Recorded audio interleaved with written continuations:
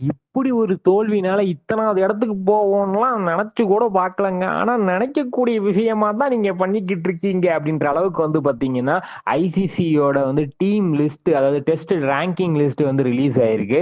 அதுல வந்து பாத்தீங்கன்னா டாப் 2 இருக்கிற டீம்ஸ் தான் வந்து பாத்தீங்கன்னா வேர்ல்ட் டெஸ்ட் சாம்பியன்ஷிப் ஆட முடியும்.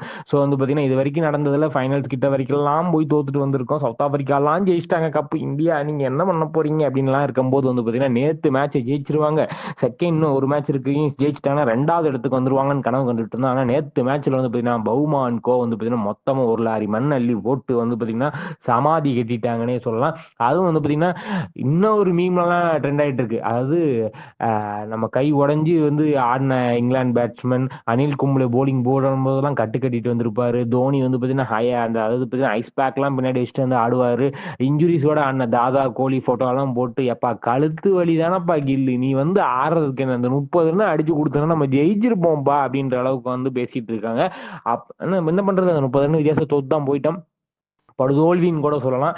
நீங்க எதிர்பார்த்த பிச்சு தான் சொன்னீங்க கம்பீர், என்ன ஆச்சு, என்ன பண்றதுங்க, யாரும் ஆட முடியல, கஷ்டம் தான் அப்படின்னு போயிட்டு இருக்கும்போது பார்த்தீங்கன்னா ரேங்கிங், அதாவது ஐசிசியோட டெஸ்ட் ரேங்கிங் லிஸ்ட் ரிலீஸ் ஆயிருக்கு. அதுல வந்து பார்த்தீங்கன்னா தொடர்ந்து வந்து பார்த்தீங்கன்னா 100% வெற்றியோட வந்து பார்த்தீங்கன்னா ஆஸ்திரேலியா முதல் இடத்துல இருக்காங்க. ரெண்டாவது ஃபாலோட் பை வந்து பார்த்தீங்கன்னா நேற்று கிடைத்த வெற்றி மூலமா வந்து பார்த்தீங்கன்னா சவுத் ஆப்பிரிக்கா 66 பாயிண்ட் வித்தியாசத்துல வந்து பார்த்தீங்கன்னா ரெண்டாவது இடத்துல இருக்காங்க. மூணாவது இடம் தான் இங்க விஷயமே, ஸ்ரீலங்கா அவங்களும் 66 புள்ளிகளோட வந்து பார்த்தீங்கன்னா மூணாவது இடத்துல இருக்காங்க. 4வது இடத்துல இந்தியா வந்து பாத்தீங்கன்னா 54 புள்ளியோட இருக்கு.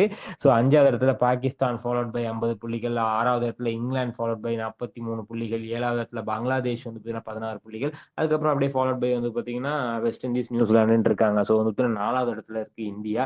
இன்னும் டைம் இருக்கு, இன்னும் நிறைய டோர்னமெண்ட் இருக்கு. ஆனால் வந்து பார்த்தீங்கன்னா மிஸ்டேக்ஸை ரிட்ரீவ் பண்றதுக்கு இதான் சரியான நேரம் நான் நினைக்கிறேன். ஸோ வந்து பார்த்தீங்கன்னா இருக்கிற மிஸ்டேக்ஸ் எல்லாம் களை எடுத்து விட்டு புது டீமா வந்து பார்த்தீங்கன்னா ஒரு எனர்ஜியோட வந்து பார்த்தீங்கன்னா ஆடி செகண்ட் மேட்சை வின் பண்ணி வந்து பார்த்தீங்கன்னா டோர்னமெண்ட்டை ஈக்குவலைஸ் பண்ணி வந்து பார்த்தீங்கன்னா பாயிண்ட் டேபிளில் முன்னாடி வருவாங்கன்னு எதிர்பார்ப்போம்னு சொல்லிக்கிட்டு, இந்த வீடியோ உங்களுக்கு பிடிச்சிருந்தா லைக் பண்ணுங்க, ஷேர் பண்ணுங்க, கமெண்ட் பண்ணுங்க, மறக்காம தினமலா சப்ஸ்கிரைப் பண்ணுங்கன்னு சொல்லி விடைபெறுகிறோம். நன்றி, வணக்கம்.